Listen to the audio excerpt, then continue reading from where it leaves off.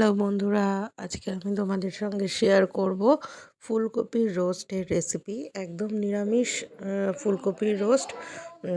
কোনো রকম পেঁয়াজ রসুন ছাড়াই আমি কিন্তু ফুলকপির রোস্টটা তৈরি করব। তো চলো রান্নাটা চটপট শুরু করে দিই।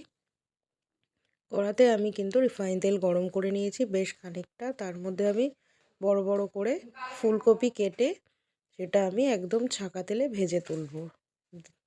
সামান্য নুন দিয়ে আমি ফুলকপিগুলো ভেজে তুলে রেখে দেব। দেখো ফুলকপিগুলো কিন্তু বেশ লালচে লালচে হয়ে গেছে। এবার এগুলোকে হালকা হাতে আমি তুলে নেব।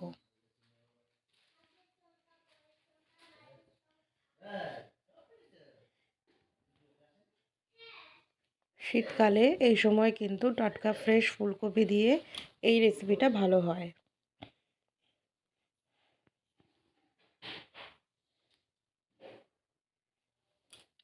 এবার যে তেলটা রয়েছে সেই তেলটা আমি অনেকটাই কমিয়ে নিয়েছি। কমিয়ে নিয়ে তার মধ্যে আমি দিয়ে দিলাম একটা গোটা তেজপাতা, আর দিয়ে দিচ্ছি 2-3টে গরম মশলা, গোটা গরম মশলা, হাফ চামচ আদা বাটা দিয়ে একটু তেলে নেড়ে চেড়ে নিচ্ছি। দিয়ে দেবো 2-3টে কাঁচা লঙ্কা।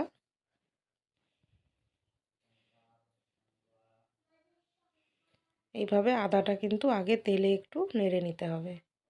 এর মধ্যে আমি দিয়ে দেব 4-5টা কাজু বাদাম এবং কিছুটা নারকোল একসাথে করে বাটা। সম্পূর্ণ মিশ্রণটা কিন্তু আমি দিয়ে দিলাম, কাজু এবং নারকোলের বাটার মিশ্রণটা আমি দিয়ে দিলাম। দিয়ে একেবারে আমি ভেজে রাখা ফুলকপিগুলোও কিন্তু এর মধ্যে দিয়ে দিচ্ছি। একদম নেড়ে চেড়ে হালকা হাতে নাড়বো চাড়বো।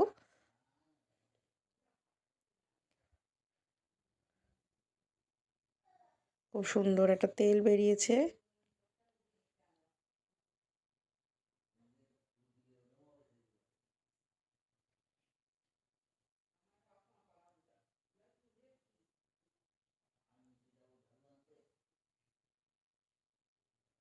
এভাবে আমি দিয়ে দিচ্ছি 2-3 চামচ টক দই।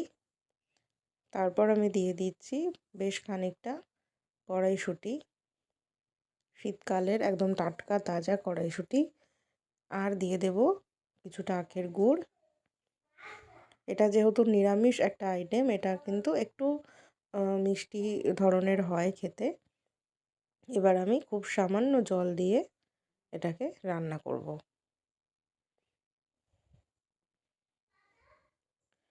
যেহেতু এটা ফুলকপির রোস্ট তৈরি করছি, এটা কিন্তু এরকম সাদাই খেতে হবে, এটা সাদাই দেখতে হবে। এটাতে খুব একটা হলুদ রং কিন্তু আমি দিইনি, এটা হলুদ একদমই দিইনি। তো তার জন্য দেখো কালারটাও কিন্তু অনেকটাই সুন্দর এসেছে।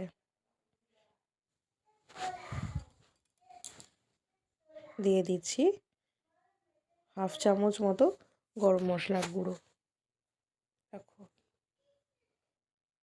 নুন দিয়ে দিলাম স্বাদ মতো, দিয়ে দিচ্ছি হাফ চামচ ঘি। তো নিরামিষ ফুলকপির রোস্ট কিন্তু আমাদের একদম রেডি। তো তোমরা দেখে নাও রেসিপিটা। তোমাদের ভালো লাগলে রেসিপিটাতে একটা লাইক করে দিও, আর সাবস্ক্রাইব করতে ভুলো না, আর কমেন্ট করে আমাকে জানাতে ভুলো না। তো দেখে নাও রেসিপিটা, সম্পূর্ণ নিরামিষ একটা রেসিপি তো তোমাদের জন্য রইলো। তো আজকের মতো টাটা।